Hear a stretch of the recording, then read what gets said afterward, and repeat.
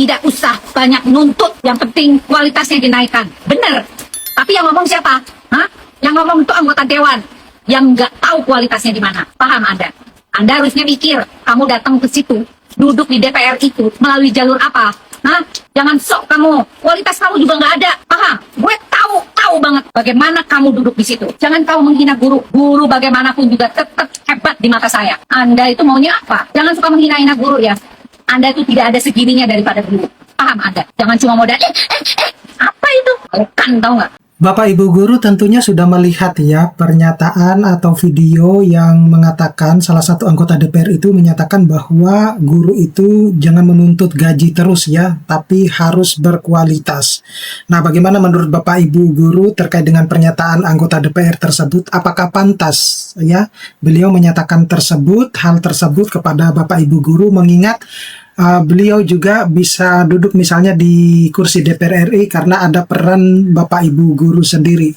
Meskipun beliau sudah melakukan klarifikasi di media sosial maupun media cetak, namun tidak luput dari kejaran para netizen.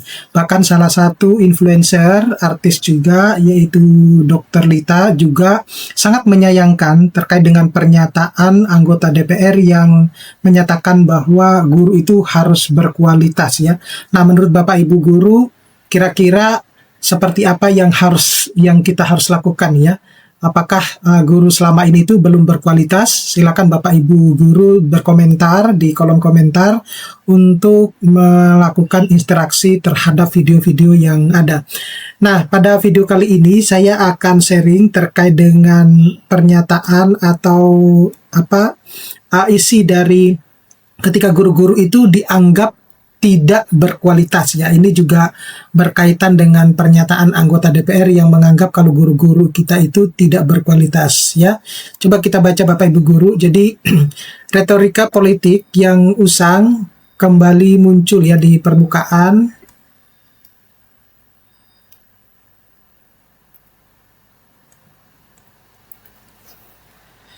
Seorang yang diduga anggota DPR menyatakan bahwa jika guru menginginkan kesejahteraan atau upah yang layak, mereka harus terlebih dahulu membuktikan kualitasnya. Argumen kualitas dulu, kesejahteraan kemudian adalah bentuk pertahanan birokrasi klasik yang secara fundamental gagal memahami bagaimana ekosistem pendidikan bekerja. Nah, untuk membedah ini, kita harus mendefinisikan apa yang membuat seorang guru benar-benar profesional. Dalam konteks Indonesia, perdebatan latar belakang pendidikan, apakah lulusan murni pendidikan atau non-kependidikan, sudah tidak lagi relevan berkat adanya program pendidikan profesi guru. Nah, berdasarkan Undang-Undang Nomor 14 Tahun 2005 tentang guru dan dosen, seorang guru profesional wajib memiliki 3 elemen inti, yaitu legalitas sertifikasi akademik, karakter pengayom, dalam hal ini adalah pastoral yang bertindak sebagai mentor, serta penguasaan standar kompetensi minimal ya. Nah, sebagai contoh, guru bahasa Inggris idealnya ya berada di level B1 ya, CEFR, dengan tingkat SD atau SMP dengan B2 untuk tingkat SMA atau SMK. Namun, data program peningkatan kompetensi guru bahasa Inggris 2024 menunjukkan kenyataan pahit ya, mayoritas pendidikan kita itu masih tertahan di level A2. Nah, bagaimana mungkin seorang guru dapat menyampaikan materi dengan efektif jika kompetensinya tidak di bawah standar? Refleks politik yang muncul biasanya adalah menyalahkan guru dan menahan kenaikan gaji. Padahal, efisiensi wage theory atau teori upah efisiensi menegaskan bahwa upah yang sangat kompetitif adalah prasyarat untuk menciptakan kualitas, bukan sebaliknya. Nah, lalu bagaimana dengan jebakan administrasi? Nah, sebuah studi dari Bank Indonesia tahun 2012 yang mengevaluasi program sertifikasi guru di Indonesia menemukan fakta yang kompleks. Program sertifikasi memang berhasil meningkatkan kesejahteraan dan menurunkan tingkat stres finansial guru secara drastis. Namun, kajian saat itu menunjukkan bahwa peningkatan gaji tidak serta-merta menaikkan hasil belajar siswa secara instan. Nah, kegagalan tersebut bukan terletak pada gurunya, melainkan pada sistem pelatihan birokrasi yang kebanyakan lebih memprioritaskan kepatuhan administratif daripada reformasi pedagogik yang nyata. Perubahan yang kemudian kita lihat seringkali hanyalah perubahan yang nampak di permukaan saja. Nah, contoh nyata dari hal ini adalah kesibukan guru yang habis tersita untuk mengisi platform Merdeka Belajar misalnya ya, mengejar poin sertifikat, webinar yang menjamur, hingga menyusun modul ajar dengan format yang terus berubah demi validasi data di sistem pusat. Di atas kertas, guru tampak meningkatkan kualitasnya karena tumpukan dokumen digital tersebut lengkap. Namun di akar rumput, cara mereka memfasilitasi diskusi dan menangani kesulitan belajar siswa di kelas tidak mengalami transformasi apa-apa. Disparatur kultur, namun sekaligus kita berhasil melatih dan menyertifikasi semua guru, ada disparitas budaya yang mencolok antara sekolah negeri dan swasta. Di institusi swasta, guru yang bekerja buruk menghadapi ancaman nyata berupa pemutusan hubungan kerja atau yang disebut dengan PHK atau teguran keras.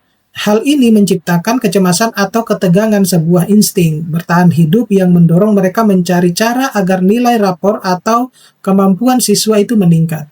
Sebaliknya, ekosistem sekolah negeri yang didominasi oleh aparatur sipil negara atau ASN, kekurangan insting bertahan hidup tersebut. Nah, birokrasi membuat pemecatan guru ASN yang tidak kompeten menjadi proses yang sangat rumit melalui koridor Pengadilan Tata Usaha Negara atau SPTUN yang berbelit-belit. Tanpa adanya ancaman kehilangan pekerjaan yang nyata, urgensi untuk berinovasi dan memberikan usaha terbaik seringkali menguap begitu saja. Lalu seperti apa memulihkan marwah ya? Jika kita sepakat bahwa ketegangan sistemik diperlukan untuk memacu kinerja guru, maka sudah adil jika logika yang sama juga diterapkan kepada siswa. Nah, inilah akar dari fenomena modern yang mengkhawatirkan meningkatnya sikap apatis dan ketidakdisiplinan siswa yang sering kali berujung pada konten viral tentang perlawanan murid terhadap guru. Mengapa ini terjadi?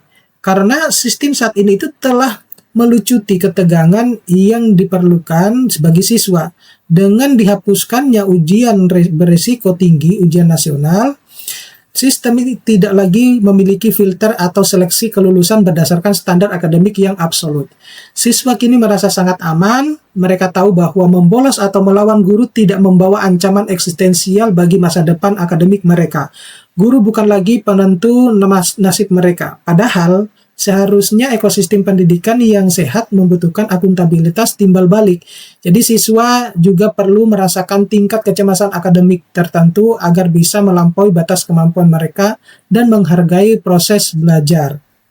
Untuk mengembalikan keseimbangan dan wibawa di ruang kelas, kita perlu memperkenalkan kembali sistem filter, namun bukan ujian umum seperti di masa lalu. Kita membutuhkan metode evaluasi yang menuntut tanggung jawab siswa tanpa mengabaikan minat akademik mereka yang beragam. Saya telah memaparkan kerangka solusi ini dalam tulisan saya sebelum dengan judul Ujian Nasional Spesialisasi ya. Pada akhirnya kualitas pendidikan kita itu tidak akan meningkat hanya dengan menyuruh guru yang kurang sejahtera untuk bekerja lebih keras.